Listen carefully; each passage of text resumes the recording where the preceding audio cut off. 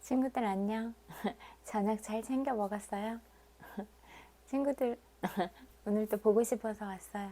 친구들은 어떤 하루 보냈어요? 하루하루가 진짜 빨리 가는 것 같아요. 아무튼 오늘도 또 친구들 보고 싶어서 왔고 책 읽어드릴게요.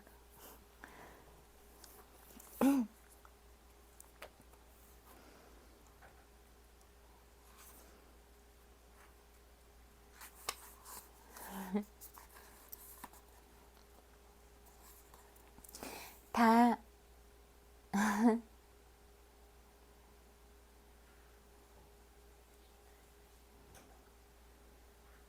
그때 이후로 나는 쇼핑 유혹을 수없이 당했다. 하지만 어떤 경험에서도 마음 챙김이 중요하다는 것을 알기에 나는 들뜨지 않으려고 애쓴다. 노란색 스웨터를 사면 내 기분이 어떨까? 이에 대한 대답이 별 생각 없는데 라면 나는 스웨터를 매대에 다시 내려놓거나 그걸 받으면 기분이 좋아질 친구를 위해 산다. 예를 들면 게일이 그렇다. 사람들이 초콜릿을 좋아하는 것처럼 게일은 노란색을 좋아한다. 당신이 돈을 쓰는 방식이 당신이 누구이며 무엇을 좋아하는지 당신에 대한 진실과 같은 선상에 있기를 바란다. 당신의 돈이 당신과 당신이 사랑하는 이들에게 기쁨을 가져다 주기를 바란다. 그리고 궁극적으로는 돈을 당신이 지닌 좋은 의도를 충족시키기 위한 강력한 도구로 잘 사용하기 바란다. 근데 여기까지 읽은 것 같다. 아무튼 끝부분 그냥 복습이라고 생각하고 20대 시절 워싱턴 DC에서 열린 조찬 기도회에 참석한 적이 있다. 전미 흑인회가 주최한 그 행사에서 나는 클리블랜드에서 온 매우 설득력 있는 설교자의 연설을 듣는 행운을 누리게 되었다. 훗날 나의 멘토이자 벗이 된 오티스 모스 주니어 목사였다. 그날 모스 목사가 해준 이야기는 지금도 나와 함께하고 있다.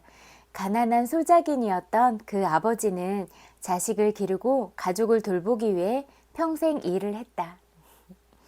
앞선 여러 세대가 오랫동안 견뎌왔던 모욕과 굴욕을 그도 똑같이 감내하며 살았다. 하지만 그가 50대가 되었을 때 마침내 앞세대들은 결코 누릴 수 없었던 기회가 찾아왔다. 선거에서 투표를 할 수 있게 된 것이다. 선거 당일 그는 동이 트기 전에 일어나 가장 좋은 옷을 꺼내 입었다. 결혼식이나 장례식에 갈 때만 입는 옷이었다. 투표장으로 갈 준비를 마친 그는 인종차별주의자인 조지아 주지사에 반대하고 중도파에 투표하기 위해 길을 나섰고 거의 10km를 걸어서 투표장에 도착했다. 그런데 투표 관리인들은 그에게 투표장을 잘못 찾아왔다고 다른 곳으로 가라고 했다. 그는 또다시 10km를 걸어갔다. 그러나 두 번째 투표장에서도 같은 말을 들었다. 그가 마침내 세 번째 투표장에 닿았을 때 그들은 이렇게 말했다. 이봐, 늦었잖아. 투표 끝났다고. 종일 30km를 가까이 걸었지만 투표하는 기쁨도 맛보지 못한 채 그는 지치고 진이 빠져 집으로 돌아왔다. 오티스 모스 시니어, 아버지와 아들이 같은 이름을 쓸 때 아버지 이름에는 시니어, 아들 이름에는 주니어를 붙인다. 귀를 기울여주는 사람 누구에게나 이 이야기를 했고 다음 투표 기회를 고대하며 살았다. 그러나 자신이 원하는 선택을 한다는 그 기회를 한 번도 갖지 못한 채 그는 다음 선거가 열리기 전에 세상을 떠났다. 이제 나는 그 기회를 갖고 있다. 내가 투표할 때마다 나는 나 자신뿐 아니라 오티스 모스 시니어를 위해서 그리고 선택하기를 원했지만 할 수 없었던 수많은 일을 위해서 선택을 한다. 나보다 먼저 이 세상에 와서 삶의 에너지를 바친 사람들, 오늘날 당신과 내가 중요한 세력으로 부상하게 된 기반을 제공한 그 모든 일을 위해 투표를 한다. 소저나 트루스는 1851년 에크런에서 열린 여성 권리 대회에서 다음과 같은 연설을 했다. 신이 지은 첫 번째 여성이 혼자서 세계를 뒤집어 놓았을 정도로 강했다면 오늘 여기 모인 여성들은 다 함께 그 세계를 다시 되돌려 놓을 수 있어야 합니다. 그래서 세상이 다시 제대로 자리를 잡을 수 있도록 말입니다. 여성이 투표에 대거 참여한다면 우리는 놀라운 변화를 보게 될 것이다. 그런데 최근에 나온 투표 통계치는 우리 여성이 물려받은 자랑스러운 혈통, 자신은 목소리가 없을지언정 딸들은 다른 미래를 살기를 원했던 앞세대 여성의 희망에 먹칠할 정도로 모욕적이었다. 2008년 투표권을 가진 여성 유권자 중 3분의 2만이 투표를 했다. 제발 기억하자. 2000년의 대통령 선거는 단지 537표 차이로 그 결과가 정해졌다. 나는 확실히 안다. 우리가 우리 자신과 우리 앞에 왔던 선조들을 존경한다면 투표를 통해 우리의 목소리를 내려고 노력해야 한다. 우리는 의료 예산의 95%를 질병을 다루는 데 사용하고 건강 유지 및 질병 예방에는 5% 미만을 사용하는 나라에 살고 있다. 정말 엉망진창이 따로 없다. 의료에 관한 사고체계가 바뀌어야 한다. 그 변화의 시작은 우리가 우리 자신을 어떻게 볼 것인지에 달려있다. 인간을 질병을 퍼뜨리는 존재로 간주하는 경우와 그와는 반대로 건강을 전파하는 존재로 간주하는 경우는 의료 행위에 대한 개념 자체가 달라지기 때문이다. 건강하다는 것은 우리가 신체적으로, 감정적으로, 영적으로 최고 속도를 내며 살아가는 모습을 말한다. 깨어있고 생생히 살아있음을 느끼며 다른 존재들과 이어져 있음을 뜻한다. 인생이 하나의 원이고 인생의 모든 측면, 가족, 재정 상태, 인간관계, 일 등 그 원의 일부라고 했을 때 만약 한 부분이 잘못 작동하면 결국은 전체에 영향을 미친다는 사실을 누구나 이해할 수 있을 것이다. 우리는 살아가면서 일에 몰두하느라 자신을 보살피는데 소홀한 경우가 너무나 많다.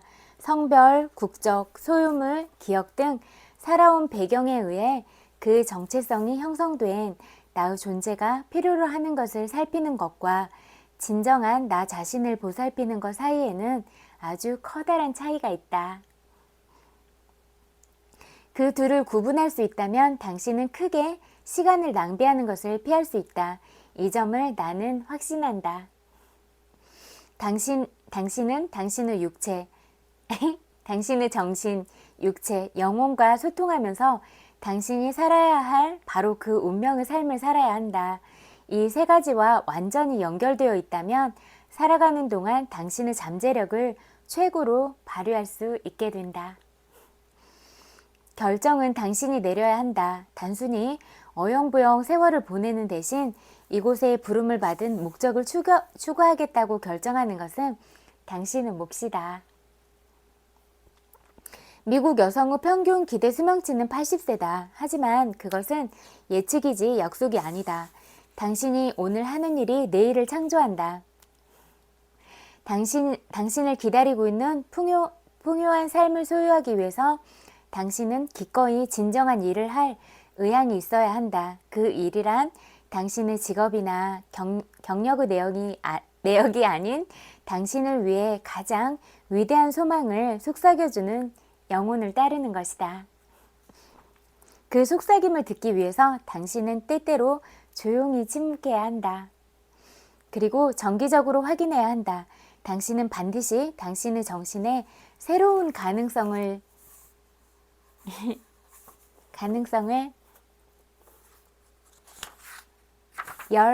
열어갈 생각과 아이디어를 제공해야 한다.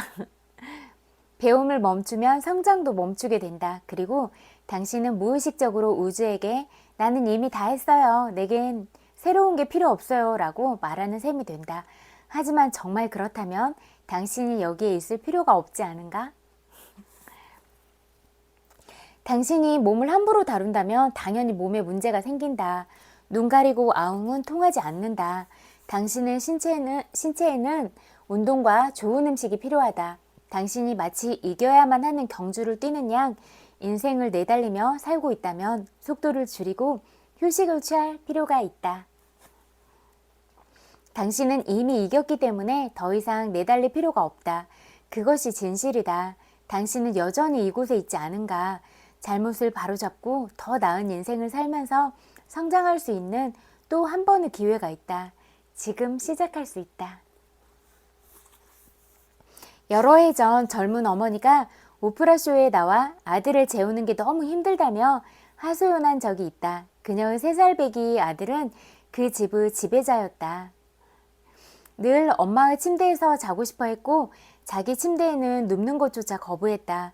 어머니가 강요할수록 아들의 저항은 격렬해졌다. 아이는 말 그대로 지쳐서 쓰러질 때까지 화내며 소리치고 온 집안이 떠나가도록 비명을 질러댔다. 우리는 어머니와 아들의 전투 장면을 담은 비디오 테이프를 같이 보았다. 이 방면의 전문가인 스탠리 쿠레키 박사가 테이프를 본 다음 한 말은 내 팔의 털이 비쭉 곤두섰다. 당신이 결정을 내리기 전까지는 어떤 변화도 일어나지 않습니다. 3살 배기 꼬마가 자기 침대에 가지 않는 이유는 어머니가 아들을 그 침대에서 재우겠다고 결정하지 않았기 때문이었다. 어머니가 결정을 내리면 아이는 자기 침대로 갈 것이다. 잠이 들 때까지 울고불고 난리를 칠 수도 있겠지만 어느 순간 아이는 어머니가 이미 마음을 정했음을 깨달을 것이었다.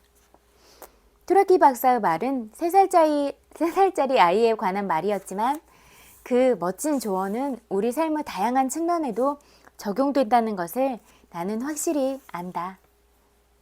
인간관계나 경력관리, 체중 문제 등 모든 것이 실제로 우리의 결정에 달려있다.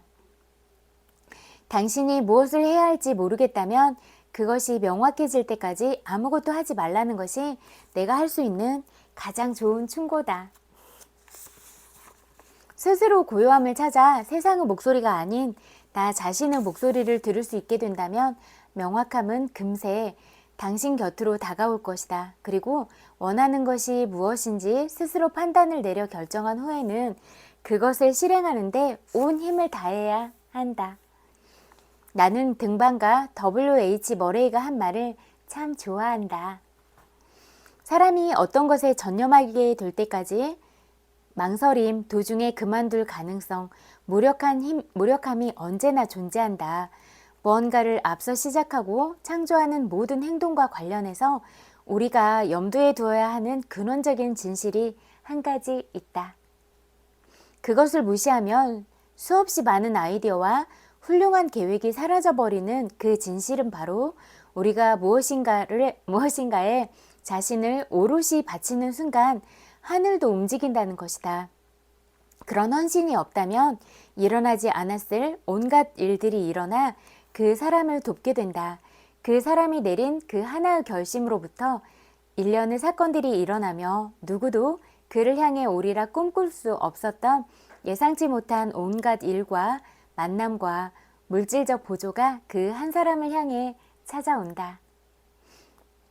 나는 괴테의 이행시 한 편에 깊이 공감한다. 당신이 할 수 있는 모든 것을 또는 꿈꿀 수 있는 모든 것을 시작하라. 대담함은 그 안에 천재성과 함께 마법을 함께 지니고 있으니.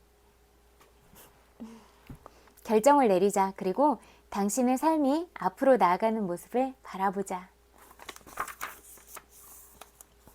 가장 영향력 있는 인물의 목록을 보는 것이나 누군가의 영향력이 외적인 것들, 예를 들면 명성이나 지위, 재산 등으로 규정되고 그 순위가 매겨지는 모습을 보는 것은 언제나 신기하고 재미있다. 올해에는 목록 위쪽에 있는 사람이 다음 해에는 목록에서 아예 사라지는 것도 놀랍다. 불과 심사단 회의 한 번에 의해서 말이다. 그 사람의 영향력이 가짜였던 걸까? 아니면 힘이란 오로지 그 사람의 지위에만 있던 걸까? 우리는 종종 그 두 가지를 섞어서 생각한다. 내가 진정한 힘에 대해서 생각할 때면 그 사람의 사람들과 더 큰 선을 위한 목적이 궤를 같이 할 때 생기는 그런 힘이 떠오른다. 나에게 진정한 힘이란 내가 이루어야 할 나의 모든 모습이 반영된 그런 힘이다.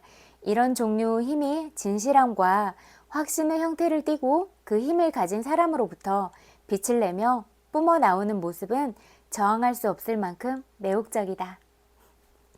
그것은 영감을 불러일으키며 지분을 고양한다. 그것은 정열의 힘을 통해서 실현 가능하다.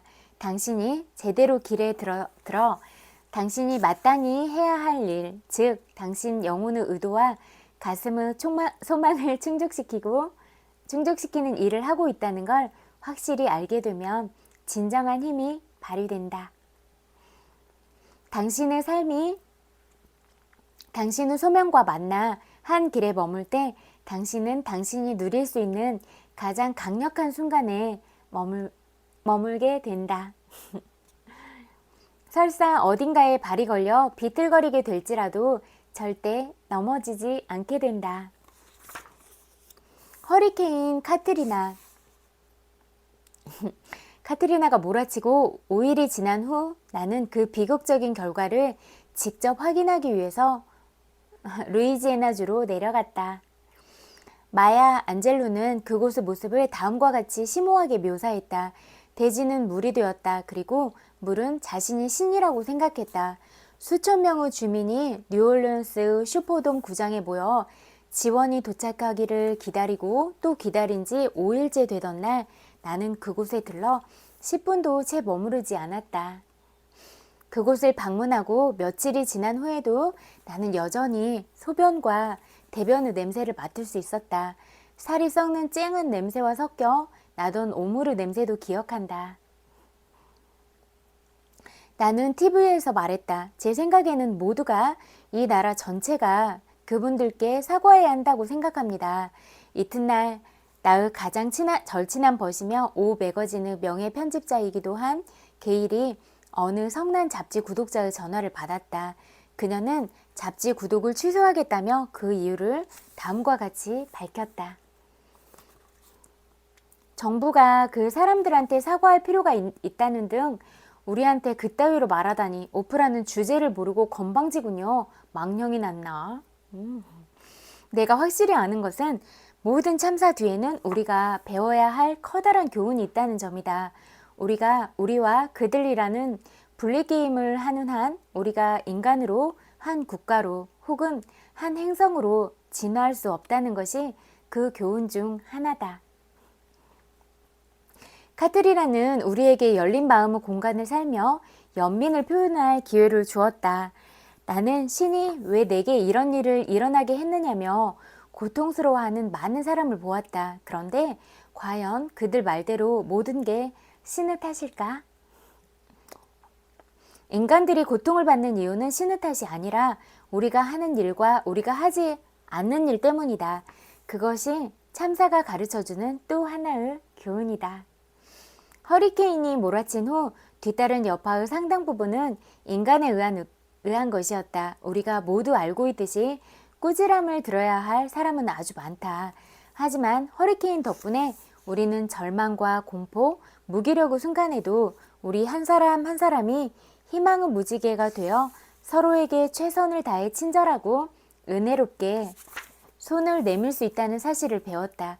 그들이란 없으며 모두가 우리였기에 가능한 일이었음을 나는 확실히 알고 있다. 2009년 1월에 나는 오 매거진의 표지에 2번 등장했다. 잡지 표지에 2가지 모습의 내가 전과 후로 나란히 실렸다. 앞의 나는 몸매가 좋았고 뒤의 나는 뚱뚱했다. 몸무게 때문에 고민하는 사람이 나 혼자가 아님을 알기에 나는 그 두 사진을 함께 보여주는데 거리낌이 없었다. 미국 성인의 66%가 과체중이거나 비만이다. 그리고 그 사실에 대해 행복해하는 사람은 거의 없다. 잡지 표지에 대한 반응은 폭발적이었고 응원의 메시지가 폭주했다. 그 중에서도 친구가 보낸 이메일 한 통은 내게 아주 깊은 인상을 남겼다. 나는 내 체중에 대해 이렇게 생각해. 그건 너무 경고등이야. 그리고 우리는 모두 각자 인생의 가장 멋진 부분을 불태우고 있는 거야. 그 구절을 읽었을 때 나는 진정한 깨달음의 순간을 맛보았다. 나의 체중은 내가 나의 중심에서 떨어져 나갔다는 것을 번뜩이는 불빛과 함께 경고하는 일종의 방향등인 것이다. 내가 지금 확실하게 아는 것은 체중은 나에게 음식의 문제가 아니라 영적인 문제란 것이다. 마리안 윌리엄슨이 보낸 이메일에 나는 크게 공감했다. 당신의 체중이 사실은 당신을 최고의 삶으로 인도하는 초대장입니다. 실패할 수밖에 없는 다이어트를 수없이 시도하며 보낸 그 오랜 세월 동안 나는 체중은 벽과 같다고 생각했다. 나는 체중 문제를 겪고 있다고 스스로에게 말했다. 균형이 깨진 내 존재를 바라보며 그 사실을 억누르기 위해 어떻게 음식을 사용했는지 생각해 볼 시도는 하지도 않았다. 나는 트레이너 밥 그린과 함께 연결고리를 이어라 라는 책을 쓴 적이 있다.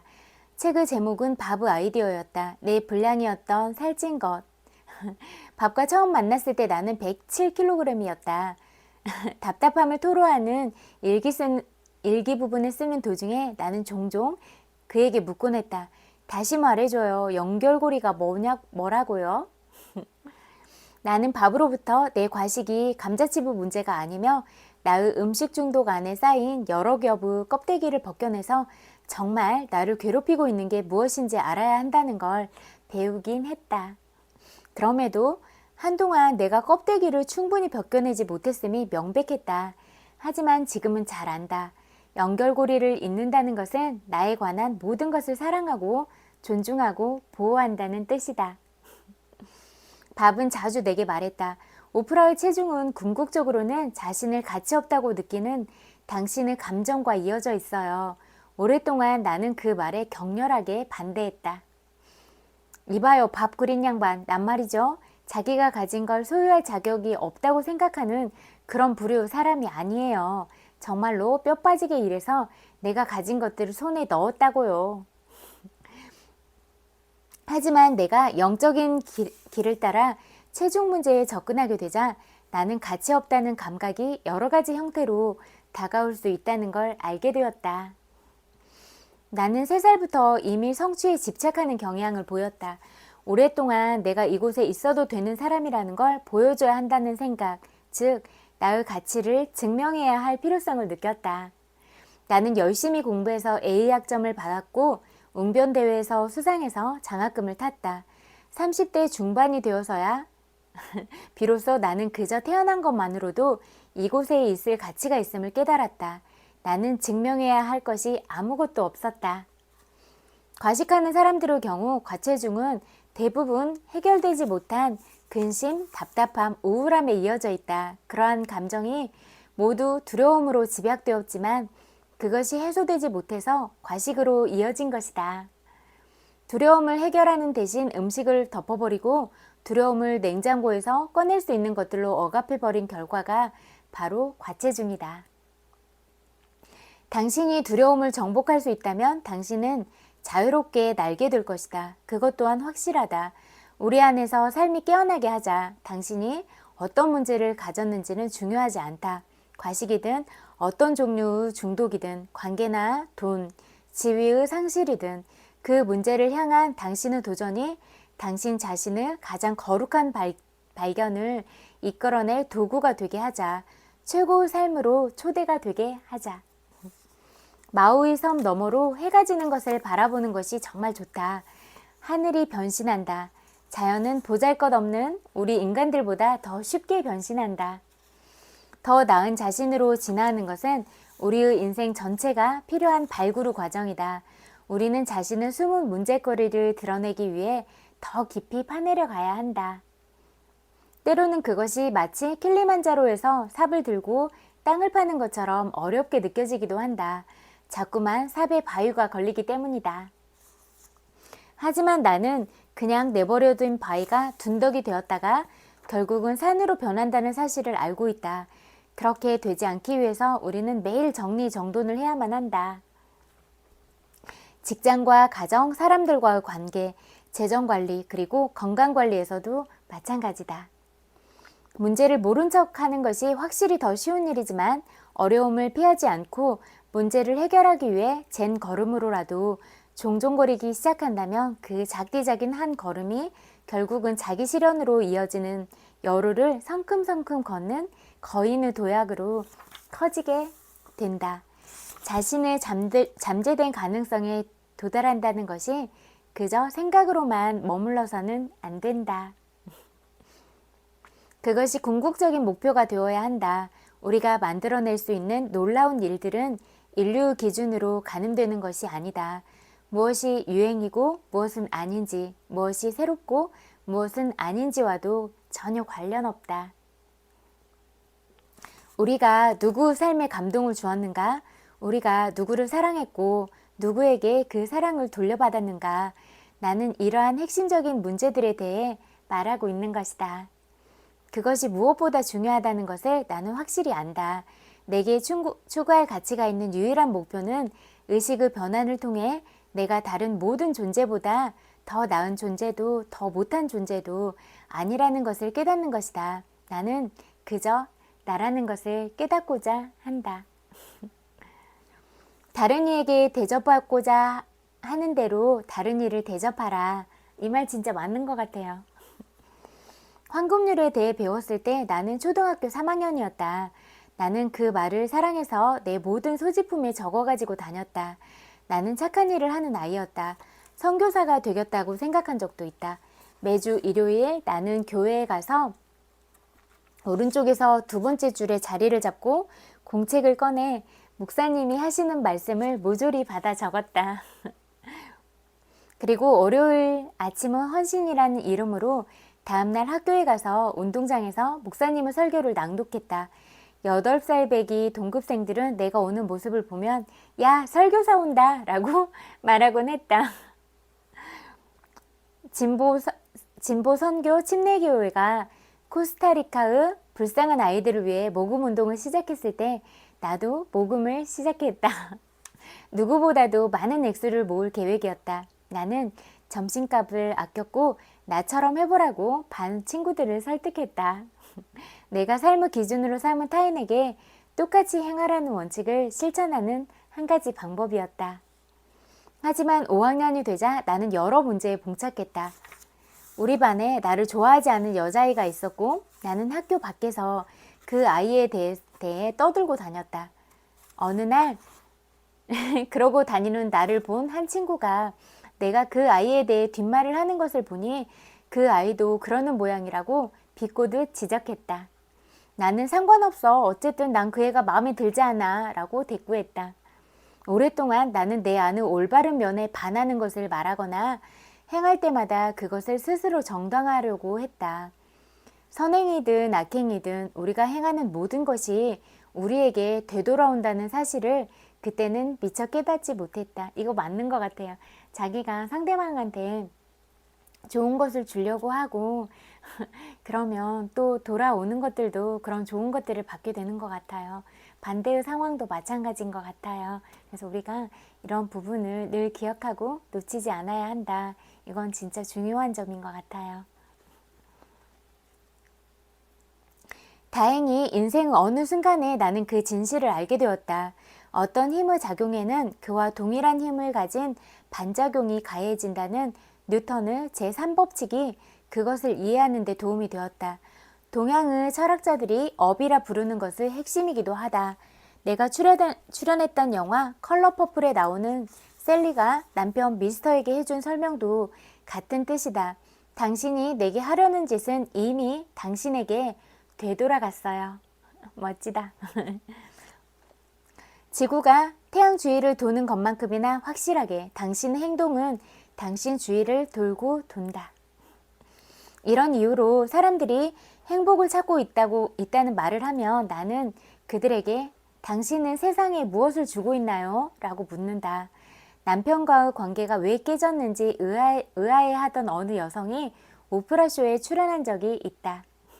그녀는 그이가 예전엔 나를 너무나 행복하게 해줬어요. 하지만 이제는 나를 행복하게 해주지 않네요. 라는 말을 되풀이했다. 그 여인이 보지 못한 것은 그러한 결과를 불러온 원인이 바로 자기 자신이라는 점이었다. 행복이란 다른 사람에게서 받을 수 있는 것이 결코 아니다. 내가 느끼는 행복은 내가 베풀 수 있는 사랑에 정비례한다. 당신의 인생에 무언가가 부족한 듯 느껴진다면, 당신이 마땅히 받아야 할 것을 받지 못하고 있다는 생각이 든다면, 우리 인생에는 사실 오즈 마법사에 나오는 행복으로 이어진 노란 벽돌담 따위는 없다는 점을 기억하자. 인생을 이끄는 것은 당신 자신이다. 인생이 당신을 이끄는 것이 아니다. 자녀와 함께 더 많은 시간을 보낸 후 삶에 무엇이 돌아오는지 살펴보자. 상사나 동료에게 치밀었던 화를 가라앉히고 나면 어떤 결과가 생기는지 기다려보자. 당신 자신과 다른 이들을 사랑으로 대하고 그 사랑이 어떻게 내게 응답을 해오는지 기대해보자.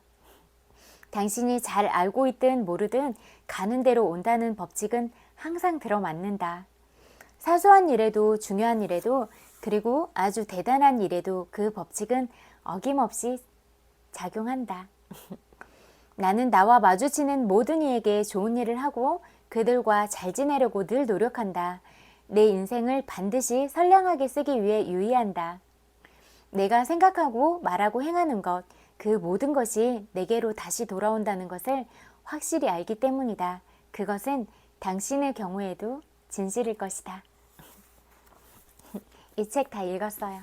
그리고 이제 다른 책은 제가 그때 언급했던 책인데 죽음의 소용소에서라고 독일에 있는 그 정신과 의사가 독일에서 포로로 잡혀서 그 비참할 정도 감옥 생활을 하는데 거기에서 진짜 인간적이지 못한 그런 온갖 대우를 받았음에도 불구하고 진짜 살아남아서 거기에서도 아무리 짓밟고 신체적으로 그런 학대나 정신적으로 그런 핍박들을 당했을 때도 인간으로서 존엄한 그런 절대적인 가치를 절대로 잊지 않았거든요. 그러니까 그런 상황에서도 그 중요한 가치를 잡고 살아남아서 독일에 있는 많은 사람들을 그렇게 또 살려내고 그런 중요한 인물이 되거든요. 그런 부분에 있어서 우리가 그런 딱 똑바로 서는 그런 정신력을 가지고 있는 게 얼마나 중요한가, 그런 부분들에 대해서 친구들하고 또 공부해보고 싶은 생각이 들어서 다음번엔 그 책 읽을게요. 그리고 지금 이제 잠재의식에 관한 책 읽어드릴게요. 그러니까 한 사람 한 사람의 마음이나 그런 생각들이 얼마나 중요한지 몰라요. 한 사람 진짜 큰 마음을 품으면 정말 수많은 생명을 살릴 수도 있잖아요. 사람이 살아간다는 건 진짜 마음 안에 따뜻한 온기와 사랑을 품고 살아가는 것, 그리고 그 각자가 지닌 그런 고유성 안에 정말 그 살아있는 생명력을 가지고 살아간다는 것, 이게 친구들이 가진 아우라로 빛을 뿜어서 나올 수도 있고 이렇다고 믿거든요. 그러니까 진짜 살아있는 마음을 갖게 하는 것, 이건 진짜 중요한 부분이다. 전 늘 이렇게 생각해요. 성공을 원할수록 크게 성공하는 증가의 법칙. 모든 사람은 성장하고 싶어하고 가지고 있는 것을 늘리고 싶어한다. 부자가 되고 성장해서 재능을 펼치고자 하는 욕망은 사람의 근본적인 충동이다.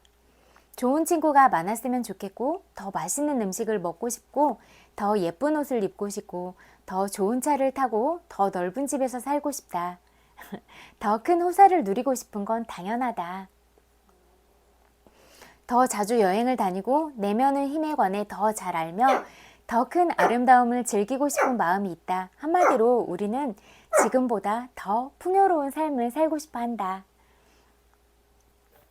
땅에 씨앗을 심고 물을 주면 열매가 맺힌다. 마찬가지로 마음의 생각과 감정, 상상의 씨앗을 심으면 밖으로 더 크게 드러난다. 증가란 좋은 일이 더 많이 일어나는 것, 처음에 한 생각이 성장하고 계획이 진전되는 것을 의미한다. 아무런 행동도 하지 않으면 성장하거나 늘어날 것도 없다. 그러므로 잠재의식에 내가 가진 게 불어난다는 생각을 새겨야 한다. 성공이라는 단어를 진심과 애정을 담아 반복하면 성공 후 분위기를 끌어낼 수 있다. 성공 후 분위기란 무언가를 창조하는 분위기다. 성공을 느끼면서 잠들면 성공 후 아이디어가 잠재의식에 새겨지고 성공을 위한 자질과 능력이 배양된다. 인간의 영혼에 녹아있는 창의력의 힘을 결코 과소평가해서는 안 된다. 창의력은 성공을 위한 계획의 전 단계를 이끄는 에너지다. 생각은 창의적이다. 그리고 이런 생각이 강점과 융합되면 주관적인 믿음이 되어 잠재의식에 새겨진다. 그리고 주관적인 믿음은 객관적인 현실이 된다. 잠재의식에 대한 믿음은 조화로운 상황과 조건을 창조해내기 때문이다. 새로운 업무, 일, 학업 등 뭐가 됐든 열정과 확신을 가지고 시작하라. 초심을 잃지 않는다면 처음 시작했을 때의 마음가짐으로 기쁘고 즐겁게 일을 마치는 자기 자신을 발견할 것이다.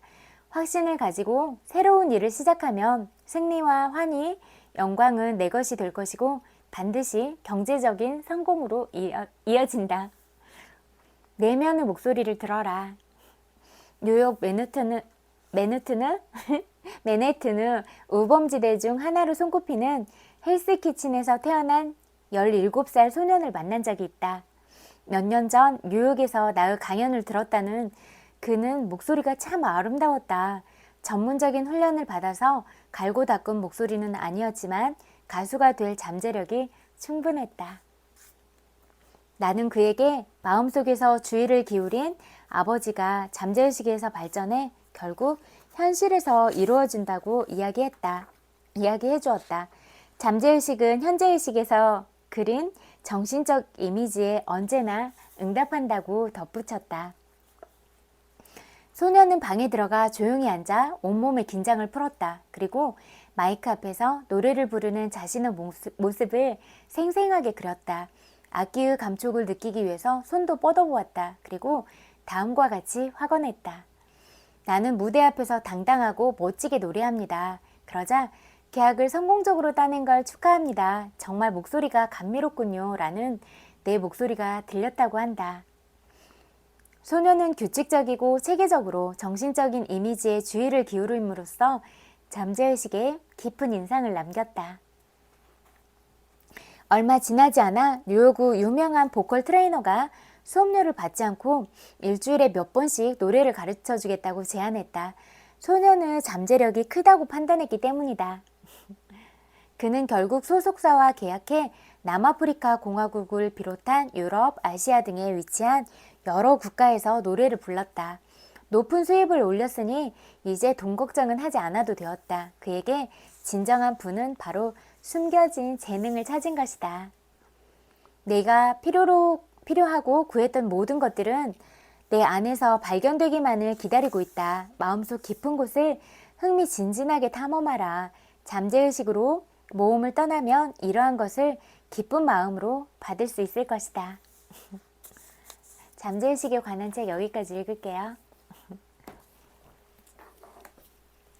또 내면아이에 관한 거 공부 같이 해요.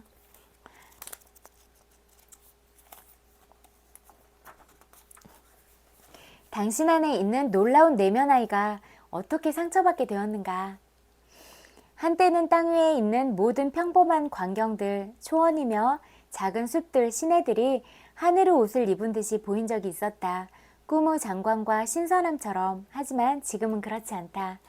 어디를 둘러봐도 낮이나 밤이나 예전에 보았던 그 모습은 어디에도 없다. 윌리엄 워즈워드. 누구나 갓난아기 앞에 서면 밝은 미소를 짓게 된다. 얼굴을 찡그리고 있던 사람들조차 아기의 웃는 모습 얼굴을 보고 있노라면 기분이 한결 좋아진다. 호기심으로 가득 찬 아이들의 모습은 아주 자연스러워 보인다. 그들은 현재를 살고 있다. 어떤 면에서 아이들은 지금 유배된 것이나 마찬가지다. 놀라운이란 단어 속에 들어있는 알파벳 하나하나를 이용해서 호기심 많은 아이들의 특징들을 살펴보자. 각 알파벳은 이들의 타고난 특성을 보여주고 있다.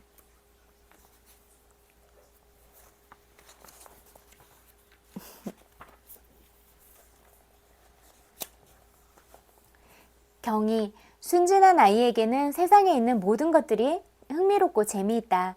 아이는 세상의 경이로움을 자기 안에 있는 모든 감각을 통해 느낀다. 무엇이든 알고 싶어 하며 눈으로 보고 손으로 만지고 탐구하고 실험하는 것은 아이들의 타고난 욕구이다. 호기심은 아기들에게 자신의 손, 코, 입술, 손가락, 성기, 발가락 그리고 자기 자신을 발견하게 하는 역할을 한다. 물론 탐구하고 실험하는 일들이 가끔 아이들을 공경에 빠뜨리기도 한다. 하지만 그렇다고 해서 아이들이 어린 시절에 자연스레 흐느끼는 호기심을 부모가 막아버린다면 그 아이들은 어른이 된 후 자기 자녀에게도 똑같은 방식으로 그렇게 할 것이다. 아이들은 마음을 닫아버리고 탐구하거나 위험한 일을 시도하는 데 대한 두려움을 갖게 될 것이며 결국 인생은 모험이 아니라 풀어야 할 걱정거리가 되고 아이들은 새로운 것에 대해서 점점 둔해져 안전한 산만을 찾게 될 것이다. 경이로움을 느끼고 호기심을 갖는 것은 아이들이 정상적으로 성장하고 적응하는 데 결정적으로 중요한 일이다. 하지만 많은 부모들은 아이들에게 세상에 대한 기본적인 지식과 살아남기 위해서 꼭 필요한 자질구레한 기본 사항들만을 배우도록 강요하곤 한다. 경의와 호기심은 아이들이 더 넓고 큰 시야를 갖도록 자극하는 삶의 에너지가 되기도 한다. 이러한 생의 활기는 우리의 지속적인 성장에 반드시 필요할 뿐 아니라 시인이나 예술가 또는 창조적인 사상가들에게도 본질적인 부분이다. 경의와 호기심은 뭔가 더 나을 게 있을 거야 라는 기대감 같은 아주 충만한 관심을 불러일으키기도 한다. 찰스 다윈과 알버트 아인슈타인은 세상의 신비 뒤에 가려진 미스터리에서 마치 어린아이 같은 감탄과 호기심으로 가득 차 있던 사람들이었다. 낙천주의. 아이들에게 있는 자연스러운 삶의 활기는 낙천적인 태도로 나타난다. 아이는 바깥 세상에서 자신의 욕구들을 충족할 수 있다고 믿고 있다. 아이는 세상이 자신에 대해 친절하고 희망이 있으며 자기 앞에 펼쳐진 모든 것이 가능하다고 자연스레 믿는다. 이러한 타고난 낙천주의와 믿음은 천성이며 어린아이 같은 믿음의 중심에 해당한다. 그러나 이러한 자연스러운 낙천주의와 믿음 때문에 아이들은 양육자에 의해 오히려 상처받을 수 있다. 완전히 믿고 있을 때 아이는 폭력과 학대에 상처 입기 쉽다. 동물과는 달리 아이에게는 무엇을 해야 하는지 말해주는 본능 계산 시스템이 없다. 아이들은 배워야 할 필요가 있고 그들의 배움은 양육자에게 달려있다. 아이들은 어른 양육자와 대화를 하기 위해서 내면의 힘을 키워나간다. 자연의 설계도는 아이들의 연령에 맞게 그들 안의 내적인 힘을 키워나갈 준비를 하도록 만들어 놓았다. 어린아이가 무시당하거나 창피할 때 그 아이의 개방성과 믿음은 죽어버린다. 아이에게 신뢰하고 낙천적으로 행동할 수 있게 하던 힘은 점점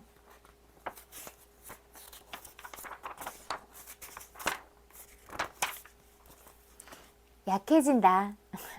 더 이상 양육자의 보호에 기댈 수 없게 되면서 아이는 경쟁적이고 불안정한 성격이 되어버린다. 이런 단절이 지속적으로 반복되면 결국 아이는 비관적인 사람이 되고 만다. 이 아이는 희망이 무엇인지에 대해서도 잊어버리게 되고 자신의 욕구를 채우기 위해서는 다른 사람들을 이용해야 된다고 믿어버리게 된다. 세상과 직접적으로 상호작용하는데 자신의 에너지를 사용하기보다는 이제 자신이 직접 할 수 있는 일조차도 양육자를 끌어들여 그 일을 대신하게 만든다. 낙천주의와 믿음은 친밀감의 핵심적인 부분이다. 친밀해지기를 원한다면 상처받을 수 있다는 위험을 감수해야 한다. 어쨌든 다른 사람을 완전히 믿을 수 있다는 확신을 가지기는 어렵기 때문에 어느 선까지는 타인을 믿는 데 대한 위험을 감수해야 한다. 인생에서 낙천주의가 필요한 이유는 모든 현실이 결국 긍정적인 가치를 가지고 있다는 것을 보여주기 때문이다. 즉 낙천주의는 우리에게 세상의 밝은 면, 도넛 안의 작은 구멍이 아니라 도넛 자체를 보게 한다. 여기까지 공부할게요.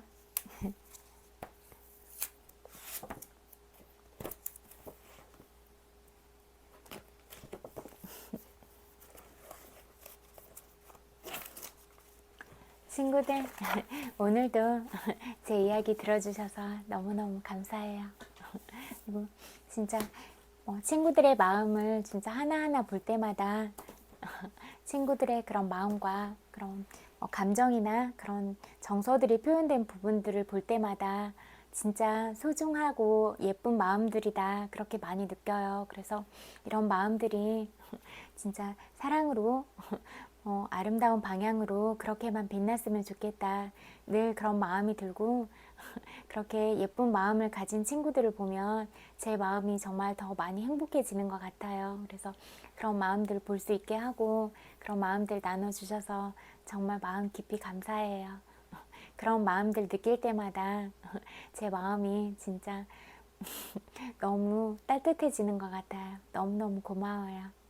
그리고 오늘도 친구들 엄청 많이 보고 싶어서 왔고 또 친구들이 어떤 하루를 보냈을지라도 고생 많았다고 말해주고 싶어요. 토닥토닥 고생 많았어요.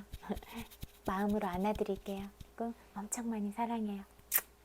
100만 번 볼뽀뽀도 보내드릴게요. 그리고 오늘도